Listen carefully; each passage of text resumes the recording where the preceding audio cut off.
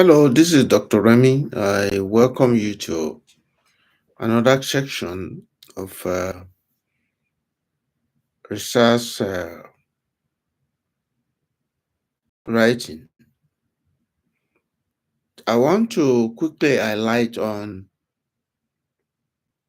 two types of research design, the qualitative and the quantitative.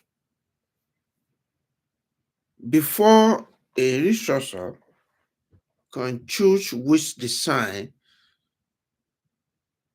they want to utilize, they have to carefully examine the purposes. They have to examine the outcome, what they are looking to get out of it. They also need to look at the audience, the set of audience that will be addressing and that will be making use of the research outcome. Research design can be quantitative, can be qualitative. It depends. On the qualitative, you're looking at why, the purpose, why, the reason behind.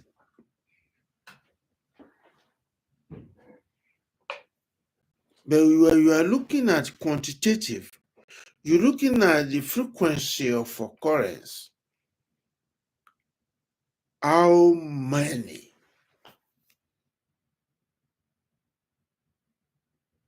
If you want to know the possibility or the frequency, much, how many?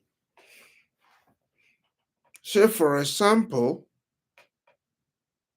you want to know the percentage of undergraduate students that will be graduating in May that will be transitioned to graduate school come in August. Because you are dealing with large data, large number, you considering the frequency of occurrence. Even if it is in production, you considering the homogeneous production part of it. You use quantitative when you are dealing with numbers. You want to interview, you want to interview 2,000 students. That's large. It's possibly not. It will be too expensive. It will take time. You can take out the sample. Instead of 2,000, you can interview 100 of them that will serve as a reflection, a perfect reflection of what 2,000 will say. If you want to interview, you want to know the opinion of people of Prescott about tax rebate. The population of Prescott is about 45 to 46,000 people.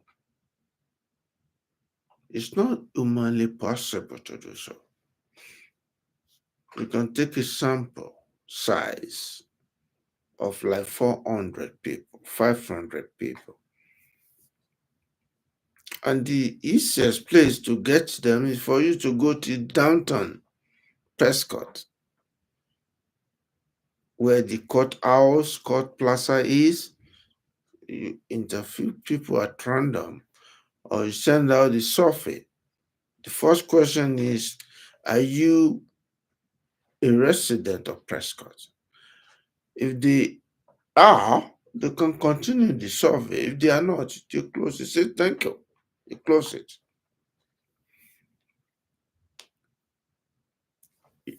put the H bracket,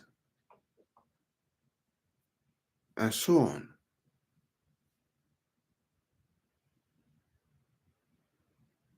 You want to know.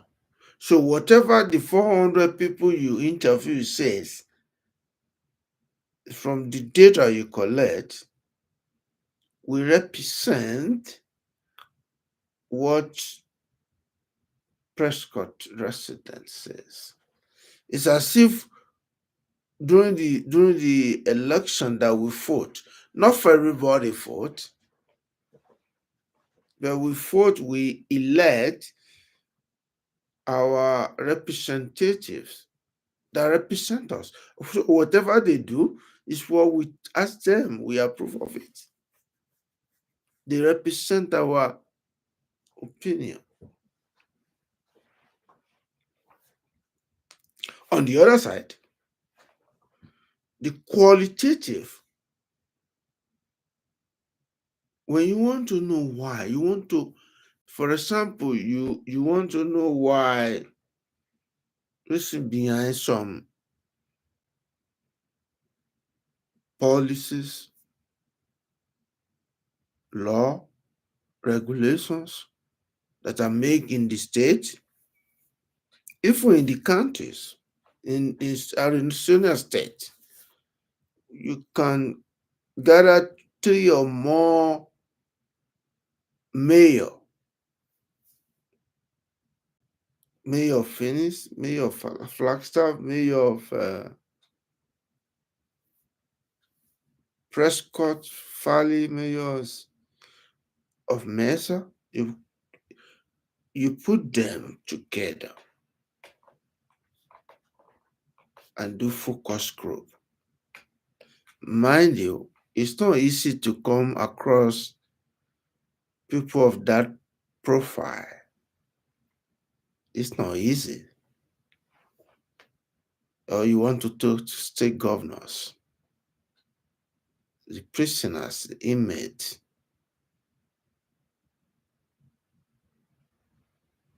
pilots.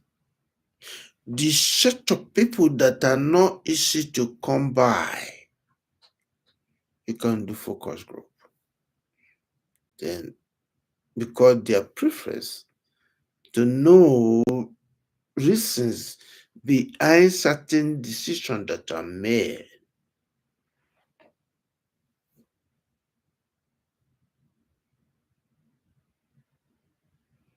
So, quantitative and qualitative, even though they are pinpoint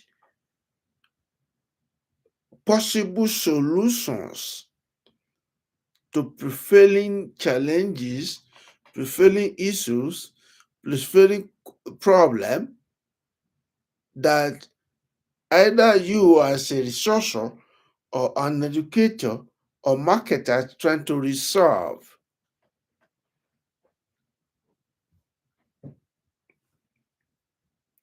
So a researcher has to know you have to clearly understand the purpose of that resource, significance of that resource, scope, know what the resource is trying to address. Also, you have to plan the data collection, which are different,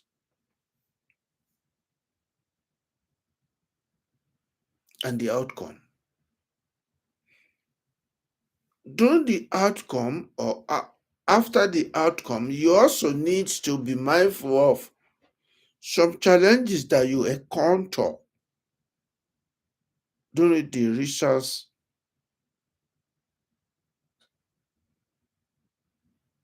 You have to examine, you have to be able to discuss challenges and limitations you encounter during the research.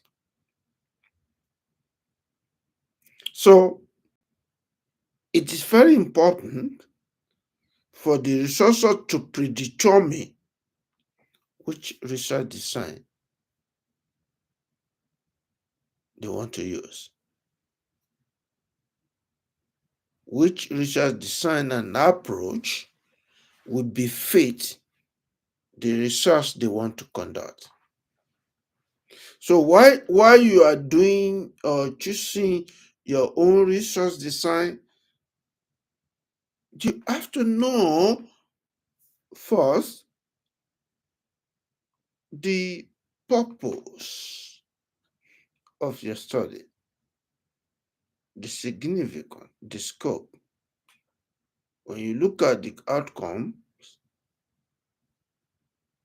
you have to uniquely this research that you're going to write, this paper, is your own baby.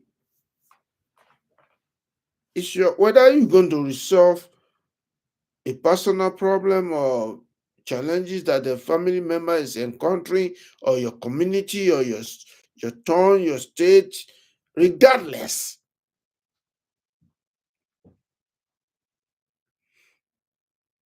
it's your baby.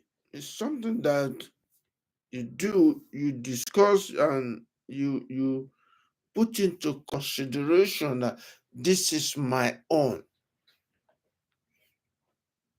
So you have to identify which research designs befit your study. Sometimes some researchers do combine both qualitative and quantitative, no problem.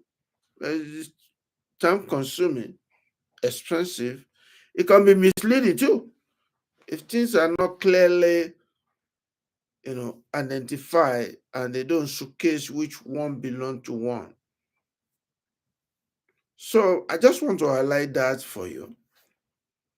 I will be doing another uh, clip on data collection, the approach, the way you should go about it, and look forward to that clip shortly. Thank you again. This is Dr. Remy. Bye bye.